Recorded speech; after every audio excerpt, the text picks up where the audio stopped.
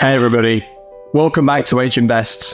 Now, I was going to make my usual deep dive stock analysis video tonight, but unfortunately my cloud was a little bit buggy, and so I decided to take it in a different direction. I couldn't get my data sorted in time and wanted to have a little bit more of a personal chat and share some perspective that is going to be useful to young entrepreneurs starting out their journey today. So I wanted to think about money for a second, and what is money and how do you really obtain financial freedom.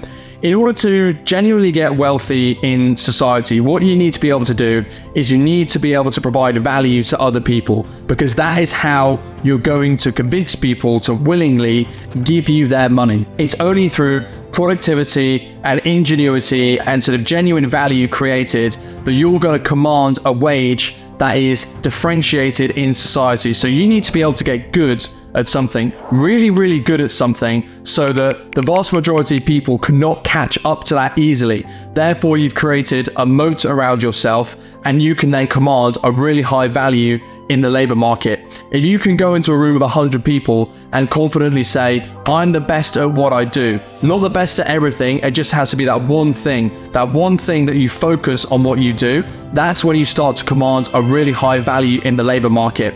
Once you can do that, imagine the same scenario with 100 rooms, right? If you can say, yeah, out of 100 people in 100 rooms, I am confidently the best at what I do and what I'm working on, then your value in the labor market really starts to rise, because you become super differentiated. You've got to make sure that skill set is in demand. You've got to make sure that there is a way for you to monetize it, and then go away, find that niche, crush it, and deliver more value than everybody else. Now, once you've got that, right? That is the first building block to really creating wealth.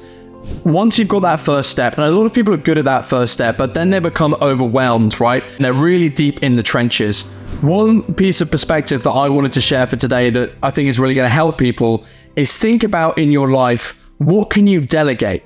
A lot of people, they don't delegate. They get busier and busier in the front office, which is great because that is where they're commanding higher and higher value.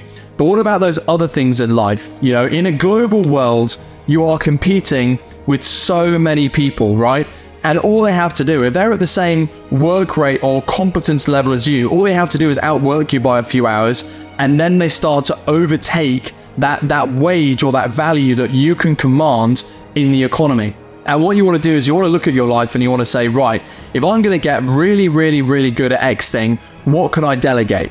So, for example, I'm here now at 11 p.m. at night working, sure. My bed sheets are changed, my house is being cleaned, my food is being prepared, all of this kind of stuff, because let's say the value in the labor market for cleaning, I pay my cleaners £18 an hour, right? I'm in the UK.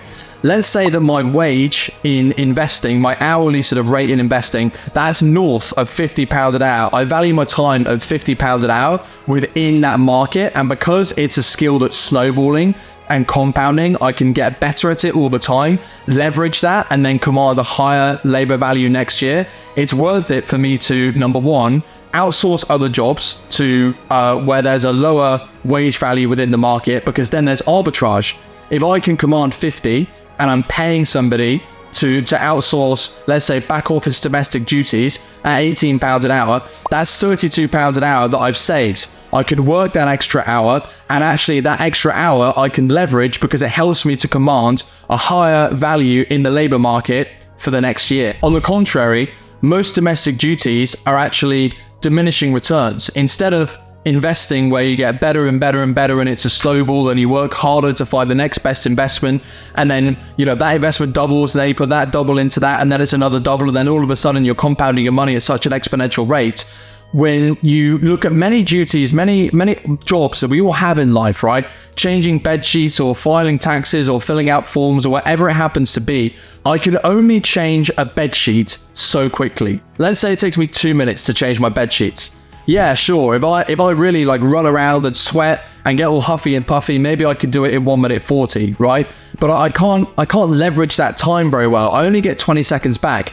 And because, believe it or not, I am not in the top percentile of changing bed sheets, I cannot command a high value for that. So I might pay my cleaner £18 an hour. If I'm doing it myself, because my cleaner is better at it than me, I might only be able to say value my time at 13 or 14 pounds an hour within the context of changing bed sheets. Then, if I move that over to investing, I'd then arbitrage at least 36 pounds an hour because I'm saying that my investing time is worth at least 50, and that's compounding all the time because I can leverage those skills. And the longer that I went on sort of really working harder at investing and getting my skill set better and better, the more I realized I really needed to build a good team around me. And big shout out for anybody watching. There's Hammad that's editing this video. He is doing a fantastic job of taking the HInvest channel to the next level. I've also got a personal assistant that helps me with all manner of back office activities all of the time. I've got a great maintenance team that look after properties, etc. I've got people doing investment research. I've got housekeepers that sort of prepare many domestic duties around the house. And what that allows me to do is it allows me to focus on what I do best. So I can command a higher value for me and get wealthy in my business, but also maximize the value to other people within the context of investing, and also give people the opportunity to do what they do best. Do you know what I'm saying? I'm sure that Hammad would rather be editing my videos than cleaning, and I'm sure that my cleaners would rather be cleaning my house than editing my videos. So you build this differentiated economy where everybody wins. So just in summary, what I'm saying is, if you're very serious about conquering yourself and living the best life from a financial standpoint, really getting the most out of what you do best, have a think about what you can outsource, because it's such a competitive world out there. And what you want to be doing is you want to be saying, right, I'm going to go for this. I'm naturally good at this. I'm passionate at this. I'm competent at this. These are my personality traits that have given me the edge within this skill set. I'm going to go and I'm going to really work my butt off in this, more hours than anybody else. And then I'm going to outsource all of the other jobs that I have in my life so that I can have the space to really focus on my work and also enjoy myself and live a good life too, without being like, damn, it's 11 p.m. I'm still working because I have to, and then realizing, you know, my house is dirty, my organization and calendar are not in order, and all of a sudden I'm feeling overwhelmed, and then you can't do the front office properly. So that would be my advice to people. Think about outsourcing if you really want to get ahead and take your business and your life to the next level. Thanks very much for watching.